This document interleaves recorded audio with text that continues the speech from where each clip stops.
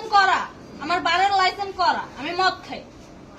ও মদ খান, বারবাস করা। আর পেন্সিডেন্টে কে না, দিত? এগুলা কোনো কিছুতে আমি আসক্ত না।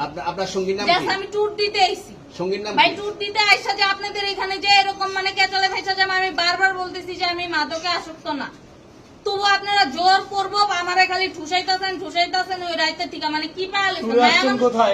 ভাই মাইয়া মানুষ একলা পায়া কি পায়া লইছে?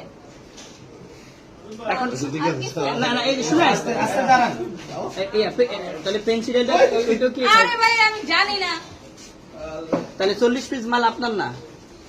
না আপনি আচ্ছা এই তো আপনি এটা তাহলে 500 করে সুন্দরভাবে বলছেন। আচ্ছা এটা আনছি কোন জায়গা থেকে? এটা আনছি কই জায়গা? ওনাদের এরকম আজব প্রশ্ন আনছি কোন জায়গা থেকে? মালটা আনছি কোন জায়গা থেকে?